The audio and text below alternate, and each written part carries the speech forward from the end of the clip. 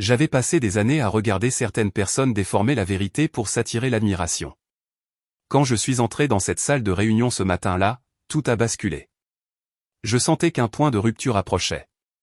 Je m'appelle Éléonore, j'ai 31 ans, et à ce moment-là, j'avais appris exactement quand riposter et quand rester calme. La pièce s'est remplie d'éloges tandis que ma sœur se tenait fièrement à l'avant, pendant que tout le monde célébrait le contrat qui, selon elle, transformerait notre entreprise. J'écoutais en silence, déjà consciente des incohérences dissimulées dans les documents qu'elle refusait d'expliquer. Quand le bruit s'est calmé, je me suis levé de mon siège et j'ai posé une question directe sur les chiffres qu'elle avait survolés, en particulier les sections qui contredisaient chaque dossier de fournisseur que j'avais examiné. Le changement dans l'expression de ma sœur fut instantané. Sa confiance s'est durcie en irritation, et sa voix s'est élevée avec une pointe visant à me discréditer plutôt qu'à aborder quoi que ce soit de ce que j'avais dit. Elle a pointé son bras vers la porte et a crié avec une force destinée à m'humilier devant tous ces visages. « Faites-la sortir d'ici !»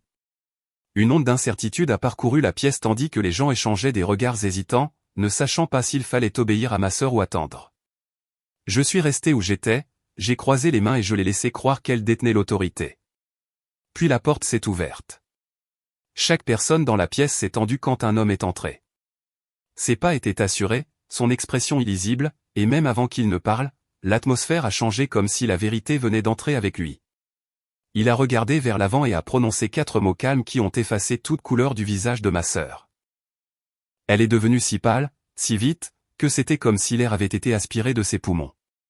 Si vous voulez comprendre pourquoi ces 4 mots étaient importants et ce qui a suivi après qu'ils ont été prononcés, restez avec moi jusqu'à la fin, car rien de ce qui s'est passé ensuite n'était accidentel. Dans ma famille, rien ne semblait jamais équilibré. Et cette vérité a façonné chaque partie de mon enfance d'une manière que je n'ai comprise que bien plus tard. J'ai grandi en regardant le poids des attentes se poser de manière inégale sur les épaules des personnes qui partageaient mon nom de famille. Mes parents croyaient être justes, mais leurs décisions traçaient une ligne claire entre ceux qu'ils célébraient et ceux sur qui ils comptaient. L'entreprise qui définissait nos vies avait été construite bien avant que je comprenne ce que signifiait la responsabilité. Tout a commencé avec mon grand-père, Albert, qui avait transformé une petite tournée de livraison en une entreprise de logistique respectée à Lyon. Ces histoires sur les premières années contenaient des leçons sur l'endurance et la constance, bien que ces leçons m'aient atteintes différemment qu'elles n'ont atteint Camille. Alors qu'il nous parlait de persévérance à toutes les deux, elle absorbait les éloges tandis que j'absorbais le travail. Camille aimait être sous les feux des projecteurs, ce qui allait de pair avec sa position dans la famille, et je me suis familiarisé avec les fardeaux plus discrets que personne d'autre ne voulait. Enfant, nos différences sont devenues visibles à travers des schémas petits mais persistants. Chaque fois que nous accomplissions une tâche ensemble, mes parents regardaient rarement au-delà des récits de Camille sur ce qui s'était passé. Elle décrivait tout comme si elle l'avait fait seule, et ils la remettaient rarement en question. Il y avait des après-midi où nous aidions Albert à organiser de vieux dossiers d'expédition, et Camille partait à mi-chemin, pour ne revenir que lorsque la dernière boîte était scellée. Une fois la tâche terminée, elle courait avec empressement dire à maman qu'elle avait tout organisé pendant que je me tenais derrière elle, ne sachant pas si corriger l'histoire avait même de l'importance. Des moments comme celui-ci se sont répétés si souvent que j'ai arrêté de compter. J'ai appris à gérer la déception en silence. Il est devenu plus facile d'investir mon énergie à finir ce qui devait être fait plutôt que d'attendre que quelqu'un reconnaisse l'effort que cela demandait. Camille s'est habituée à s'attribuer un mérite qui ne lui revenait pas, et mes parents ont encouragé cette habitude sans le savoir en louant sa confiance sans remarquer ce que cela me coûtait. Je n'ai presque jamais rien confronté de tout cela car je trouvais plus de valeur dans les compétences que j'apprenais que dans les applaudissements qu'elle recueillait si facilement. Il y a eu des moments où j'ai essayé de parler à maman de ce que je ressentais. Elle écoutait avec une douceur qui me faisait penser qu'elle comprenait, mais ses actions changeaient rarement. Papa répétait le même rappel à chaque fois, me disant que les familles fonctionnaient mieux lorsque tout le monde se soutenait. L'ironie ne m'a jamais échappé. Bien que je le garde pour moi, soutenir Camille signifiait souvent accomplir mes propres responsabilités avant d'intervenir pour gérer celles qu'elle ignorait. Pourtant, personne ne reconnaissait le déséquilibre. Au fil de ces années, j'ai lentement découvert que la compétence avait son propre pouvoir. Chaque fois qu'un problème survenait dans la maison, mes parents demandaient d'abord mon aide parce qu'ils me faisaient confiance pour finir les choses correctement. Camille continuait de prendre le chemin le plus facile, ce qui lui permettait de maintenir l'image qu'elle aimait tandis que j'assumais des tâches qui exigeaient patience et clarté. Même si la reconnaissance venait rarement à moi, je comprenais que j'étais préparé à des défis qui exigeraient finalement plus qu'un charme extérieur. Au moment où nous avons atteint l'âge adulte, le fossé entre nous était devenu une réalité silencieuse. Camille attendait de l'admiration, et j'attendais des responsabilités. Ce qu'aucune de nous n'avait anticipé, c'était la violence avec laquelle ces attentes entreraient en collision une fois que nous serions toutes les deux entrées dans l'entreprise qui portait notre nom de famille. Il y a 8 ans, je suis entré dans l'entreprise avec un mélange d'espoir et de malaise qui enveloppait chaque décision que je prenais pendant ces premiers mois. Je savais que l'entreprise portait des décennies d'histoire, et je savais aussi que je devrais gagner ma place sans compter sur autre chose que ma capacité à apprendre rapidement et à contribuer de manière réellement significative. Camille est entré par une porte très différente, soutenu par la confiance que lui conférait sa familiarité avec l'autorité et le confort de savoir que la plupart des gens s'attendaient à ce qu'elle réussisse. J'ai commencé à l'un des postes les plus bas du département des opérations, où chaque erreur devenait une leçon que je n'ai jamais oubliée. Mes tâches allaient de la vérification des journaux d'expédition à la mise à jour des inventaires numériques, et chaque mission me forçait à comprendre le système de l'intérieur. J'ai observé comment l'information circulait, comment les retards se formaient, et comment un seul détail négligé pouvait se répercuter sur toute la chaîne d'approvisionnement. Le rythme était exigeant, mais j'ai trouvé une stabilité dans la compréhension de la mécanique du travail, ce qui m'a aidé à renforcer ma crédibilité auprès des personnes qui comptaient sur la précision pour faire fonctionner l'entreprise. Camille a accédé à un poste de direction, confiant en sa capacité à capter l'attention. Son équipe reflétait son énergie, ce qui suscitait souvent l'admiration des collègues qui valorisaient la présentation plus que le processus. Maman la louait lors des dîners de famille, soulignant son « leadership », tandis que papa me rappelait que commencer en bas de l'échelle m'aiderait à comprendre l'entreprise d'une manière que Camille ne pourrait jamais connaître. Je me suis accroché à ces mots chaque fois que la frustration menaçait de me détourner de ce que je voulais accomplir, car je croyais que les fondations que je construisais auraient de l'importance un jour. Au fil des mois, Camille est devenue connue pour ses rapports soignés et ses propositions persuasives, bien que beaucoup de ses propositions proviennent de discussions qu'elle avait surprises ou d'idées qu'elle avait adoptées de collègues qui lui faisaient confiance trop facilement.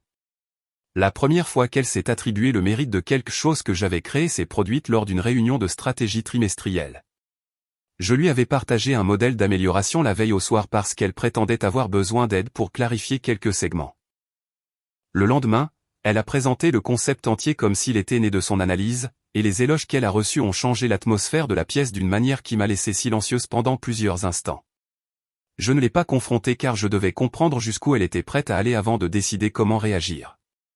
J'ai choisi de laisser mes actions parler pour moi. J'ai investi chaque heure libre à affiner les cartographies de processus et à analyser les tendances des données qui révélaient des inefficacités que personne n'avait remarquées. De petits changements ont commencé à réduire les retards, ce qui a finalement attiré l'attention des superviseurs qui appréciaient les résultats fiables. Je n'ai jamais essayé de mettre en avant mes réalisations car je croyais qu'elles deviendraient visibles par la constance plutôt que par des annonces. Camille continuait de briller publiquement tandis que je grandissais tranquillement en arrière-plan. Et même si le ressentiment tentait de faire surface par moments, je me rappelais que le véritable progrès a rarement besoin d'applaudissements pour avoir de la valeur. Chaque année ajoutait une couche d'expérience que je n'avais pas anticipée en entrant pour la première fois dans le bâtiment. Les responsabilités ont augmenté, et j'ai appris à équilibrer la pression avec la clarté, ce qui m'a rendu bien plus préparé au leadership que je ne l'avais initialement réalisé. Pendant que Camille gardait les feux des projecteurs, je construisais la connaissance structurelle qui les empêchait de s'effondrer. Nos chemins avançaient de manière qui semblait parallèle, bien que la distance entre grandissait à chaque projet terminé et à chaque défi relevé. Au moment où l'entreprise a annoncé son intention de négocier un nouveau contrat majeur, j'ai compris que nos différences allaient bientôt s'affronter à nouveau. Seulement cette fois, les enjeux impliquaient bien plus que la reconnaissance ou les éloges. Un après-midi au hasard, alors que j'examinais une série de rapports d'expédition pour un département qui avait demandé mon aide pour une erreur de système, un nom de dossier familier est apparu à l'écran et a attiré mon attention avec un étrange sentiment de malaise.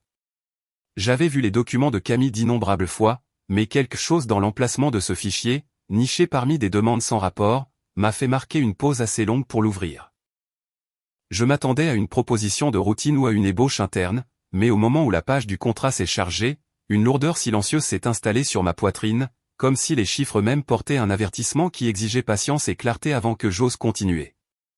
Le premier détail qui m'a poussé à lire plus attentivement était un calendrier de paiement inhabituel qui forçait notre entreprise à assumer des coûts bien avant que le partenaire ne confirme la moindre livraison. J'ai relu la section plusieurs fois, en espérant avoir mal interprété un paragraphe dans ce qui semblait avoir été assemblé sans aucune intention de nous protéger.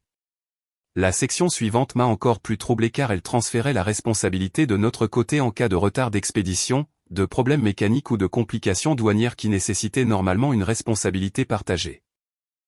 Chaque phrase semblait conçue pour piéger les inexpérimentés, et je savais que Camille se précipitait souvent dans les examens de contrat chaque fois que les éloges étaient à portée de main.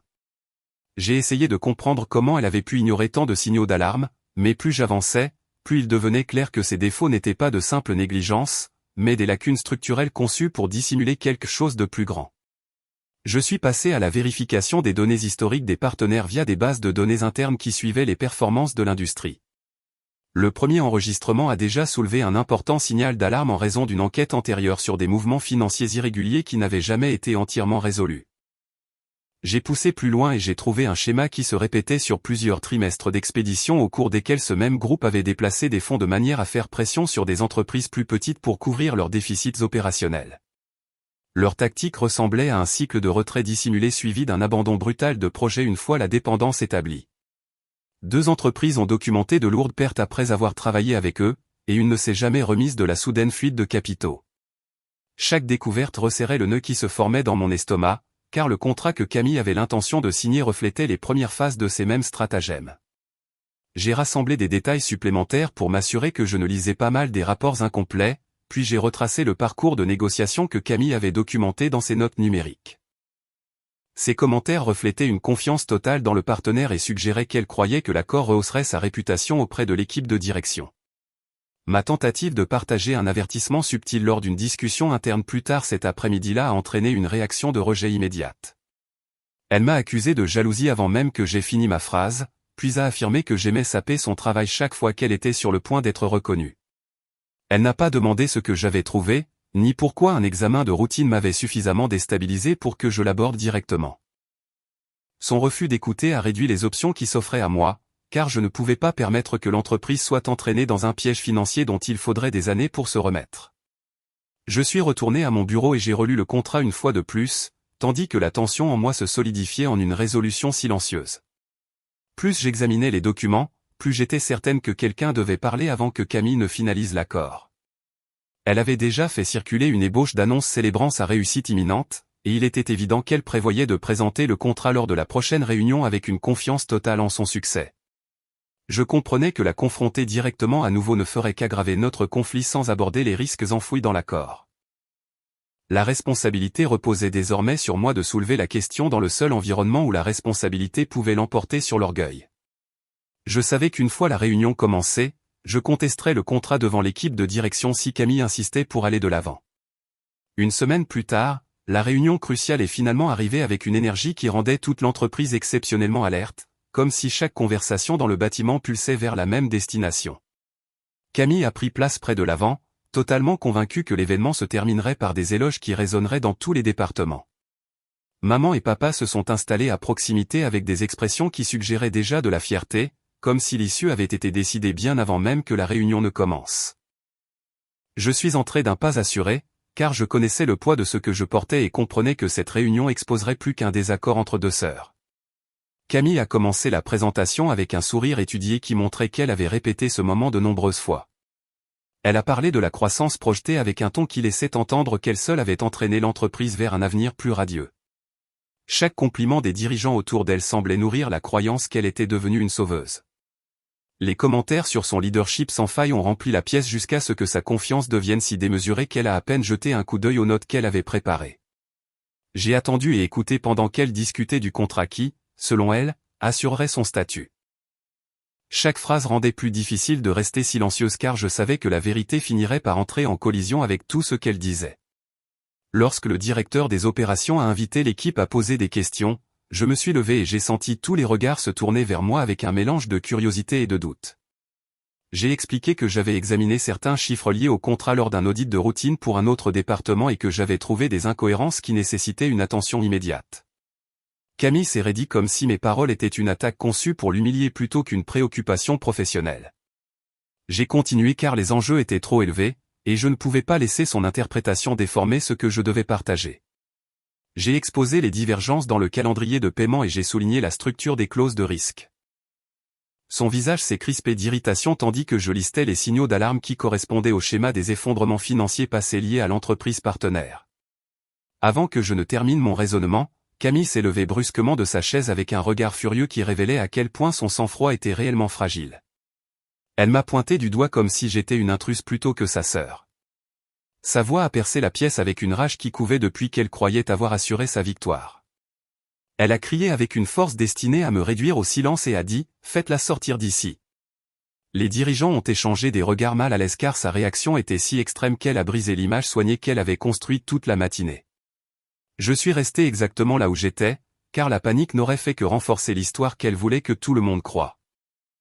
J'ai observé ma respiration tandis que la pièce sombrait dans la confusion. Quelques responsables chuchotaient entre eux, ne sachant pas s'ils devaient intervenir ou faire comme s'ils n'avaient rien entendu. Camille a continué à exiger une action jusqu'à ce que la tension devienne si épaisse que plusieurs personnes se sont recroquevillées de malaise. J'ai refusé de bouger car la vérité n'exigeait pas de théâtralité. Elle exigeait de la présence. Les portes de la conférence se sont ouvertes derrière nous, et plusieurs têtes se sont tournées vers le bruit. Un homme est entré avec un calme qui a apaisé les murmures épars. Alors qu'il s'avançait dans la pièce, sa présence s'est précisée en celle de quelqu'un que je connaissais mieux que quiconque dans le bâtiment. J'ai reconnu mon grand-père, Albert. Au moment où il est apparu, le visage de Camille a perdu toute trace de couleur car elle comprenait l'autorité qu'il portait. Il a balayé la table du regard, a pris note des documents dans la main de Camille, puis a prononcé les 4 mots qui ont tout changé. Il a dit « Le contrat est nul ». Il était déjà au courant du contrat car je l'avais appelé tôt ce matin-là, lorsque les irrégularités étaient finalement devenues trop claires pour être ignorées. J'ai dit à la salle que je ne pouvais pas rester là et regarder l'entreprise s'engager dans un accord qui ferait payer tout le monde pour la précipitation d'une seule personne. Je savais que Camille rejetterait tout avertissement, alors je me suis tourné vers la seule personne qui pouvait regarder la situation avec clarté. Alors que mes paroles se posaient, l'atmosphère dans la pièce a changé, et plusieurs personnes ont baissé les yeux comme si elles venaient de comprendre une vérité qui était sous leurs yeux depuis le début. Le lendemain matin est arrivé avec une quiétude tendue qui semblait inhabituelle pour une entreprise qui ne s'arrêtait que rarement. Pourtant, au moment où j'ai traversé le couloir, j'ai senti que l'air lui-même portait le poids de quelque chose d'irréversible. Les dirigeants se sont réunis plus tôt que d'habitude, et les chuchotements se sont tus à l'instant où Albert a demandé une session à huis clos pour un examen qui déterminerait l'intégrité de toute notre structure de direction. J'ai pris ma place, tranquillement, consciente que chaque regard portait sa propre question sur ce que la journée pourrait révéler. Le chef de l'audit interne, qui avait toujours gardé son calme même dans les périodes les plus stressantes, a ouvert un épais dossier contenant plusieurs mois d'activités financières liées à Camille. C'était la première fois que j'entendais l'équipe exprimer des préoccupations qui avaient apparemment persisté sous la surface, dissimulées par son influence et la confiance qu'elle projetait si facilement. L'auditeur a parlé délibérément en présentant des transactions qui redirigeaient des fonds opérationnels vers un compte secondaire non enregistré, un détail qui a pris la salle au dépourvu en raison de la précision avec laquelle les transferts avaient été cachés. Personne n'a interrompu pendant que l'équipe continuait avec des déclarations recueillies auprès de plusieurs départements, chacune décrivant des moments où les employés se sentaient pressés de se conformer à des décisions qui contournaient la procédure standard. Une jeune analyste, qui s'est présentée d'une voix tremblante, a expliqué comment on lui avait ordonné de renoncer à tout le crédit pour ses conceptions malgré les preuves montrant qu'elle avait réalisé la plupart du travail conceptuel. Le malaise dans la pièce s'est alourdi tandis qu'elle racontait l'atmosphère de peur qui entourait toute tentative de remettre en question les instructions de Camille. Un autre membre du personnel a décrit les modifications discrètes que Camille apportait aux indicateurs de performance sans envoyer de rapport au conseil de surveillance. L'auditeur a confirmé ces divergences avec des données archivées qui révélaient des changements dans des segments entiers du système, ajustés de manière à avantager sa position tout en laissant d'autres départements vulnérables aux critiques chaque fois que les délais n'étaient pas respectés. Chaque révélation éloignait un peu plus la pièce de l'admiration que Camille commandait autrefois, la remplaçant par un mélange d'incrédulité et une prise de conscience progressive que son charme avait dissimulé un schéma plus profond. Maman et papa se sont finalement levés de leur siège, essayant de défendre Camille en faisant référence à sa charge de travail et à la pression qu'ils croyaient qu'elle assumait seule. Leur voix contenait plus de désespoir que de conviction, un ton qui rendait le silence autour d'eux plus tranchant que n'importe quelle accusation. Albert a écouté avec une patience qui ne faisait que souligner la gravité de son rôle. Et quand il a répondu, Il l'a fait avec une clarté qui ne permettait aucune contestation de la part de quiconque présent. Il a déclaré que l'influence et le favoritisme ne pouvaient pas primer sur la responsabilité, surtout lorsque l'avenir de l'entreprise dépendait de la vérité. L'audit interne a conclu que les incohérences nécessitaient une enquête indépendante complète, et le conseil d'administration est parvenu à un accord sans un seul vote dissident. La décision de suspendre Camille n'a pris qu'un instant, mais son impact s'est lourdement abattu sur chaque département représenté dans la pièce. J'ai vu la prise de conscience apparaître sur les visages autour de moi, l'image d'excellence que Camille avait cultivée pendant des années s'était fracturée au-delà de toute réparation. La session s'est terminée sur la reconnaissance que l'entreprise n'irait de l'avant qu'en examinant chaque couche du système qu'elle contrôlait autrefois, en s'assurant que rien ne resterait caché à mesure que l'enquête progressait. Une semaine après l'enquête, un calme différent s'est installé dans l'entreprise, porteur d'une clarté que personne ne pouvait adoucir. Ce qui a émergé du rapport final était un portrait des choix que ma sœur, Camille, avait tenté de cacher derrière l'influence et le charme. Pourtant, les preuves ont refusé de pencher en sa faveur. L'équipe interne a conclu qu'elle avait détourné des fonds de l'entreprise vers un compte secondaire qu'elle n'avait jamais divulgué, et l'explication qu'elle a offerte s'est effondrée à mesure qu'elle tentait de s'y accrocher. Les auditeurs ont présenté une chronologie montrant comment plusieurs transactions coïncidaient avec des ajustements que Camille avait apportés au dossier de projet. Ils ont montré au comité où les chiffres avaient été modifiés sans autorisation et comment des changements de conception avaient été mis en œuvre sans examen. Chaque détail brossait le portrait de quelqu'un qui croyait ne jamais avoir à faire face aux conséquences, et chaque révélation approfondissait le silence dans la pièce. J'ai regardé les visages autour de la longue table passer de la confusion à l'incrédulité, puis à quelque chose de proche de la résignation alors que la vérité s'installait. Lorsque la décision de licencier Camille a été annoncée, la pièce est restée immobile, bien que le poids de cette décision ait semblé énorme. Ces actions ont été qualifiées de manquements à l'éthique suffisamment graves pour restreindre son éligibilité à de futurs postes de direction dans l'industrie, et les conséquences sont devenues officielles au moment où son badge a été désactivé. Je suis resté assise pendant qu'elle quittait le bâtiment, entourée d'un silence gêné qui s'étendait dans le couloir. Maman et papa m'ont confronté plus tard cet après-midi-là avec une frustration qui refusait de reconnaître ce que l'enquête avait prouvé. Ils ont dit que j'aurais pu soutenir Camille différemment et ont insisté sur le fait que j'aurais dû protéger le nom de la famille en gardant le silence. Leur déception portait une amertume que je reconnaissais des années précédentes, mais elle m'a frappé à un endroit que je croyais être devenu insensible. J'ai écouté pendant qu'ils la défendaient avec des arguments fondés sur l'émotion plutôt que sur les faits, et la distance entre nous s'est creusée d'une manière à laquelle je n'ai plus essayé de résister. Albert s'est adressé au conseil d'administration peu de temps après, et son ton ne laissait aucune place au doute. Il a retiré Camille de toutes les considérations d'héritage et a clairement indiqué que le leadership exigeait la responsabilité plutôt que le favoritisme. Quand il m'a plus tard appelé dans son bureau, je m'attendais à une brève reconnaissance. Pourtant, il m'a offert un nouveau poste, façonné autour des améliorations de système que j'avais mises en place au cours des dernières années. Sa confiance en mon travail a raffermi quelque chose en moi qui s'était senti ébranlé tout au long de cette épreuve. Tard ce soir-là, après la publication des annonces officielles, Camille a essayé de me joindre par plusieurs messages remplis d'un mélange de regrets et de désespoir. Elle a demandé une chance de s'expliquer, et a insisté sur le fait qu'elle avait des raisons que je n'avais jamais comprises. J'ai lu chaque ligne en me tenant près de ma fenêtre, et la douleur familière des anciens schémas familiaux est revenue un instant. J'ai choisi le silence plutôt que l'engagement, car tout ce que je dirais ne ferait que rouvrir des blessures qui devaient se refermer. Pour la première fois, j'ai laissé le silence parler pour moi, et cela a marqué le début d'une limite que j'aurais dû tracer des années auparavant. 3 mois plus tard, je repensais à tout cela avec un calme que je m'étais rarement autorisé à ressentir. Le chaos qui enveloppait autrefois chaque recoin de ma vie s'était lentement dissipé, laissant place à un rythme plus stable qui semblait presque inconnu. Mes journées étaient empreintes d'une clarté qui avait manqué pendant des années, et j'ai enfin compris la force qu'il fallait pour lâcher des fardeaux qui n'avaient jamais été les miens. Le département qu'Albert m'a confié a trouvé un rythme posé, et la transition a révélé une vérité tranquille qui a surpris même ceux qui avaient douté de moi.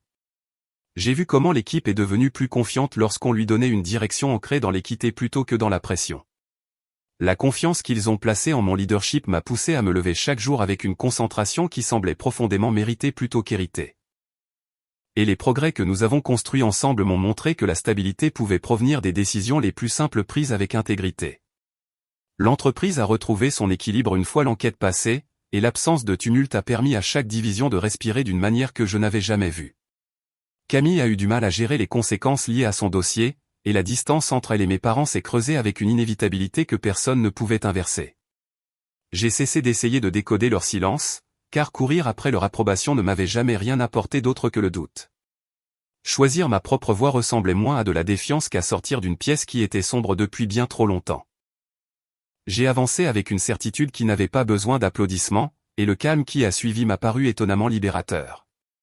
J'ai appris que les limites au sein d'une famille ne sont pas une trahison, mais un moyen de préserver son identité, surtout lorsque la loyauté est utilisée comme un bouclier pour un comportement nuisible. Rester ferme dans un environnement professionnel signifie souvent accepter que la vérité dérangera ceux qui comptent sur la manipulation. Pourtant, l'honnêteté reste la seule fondation assez solide pour protéger ceux qui comptent. Prendre la parole peut inviter au conflit, mais le silence exige toujours un coût plus élevé.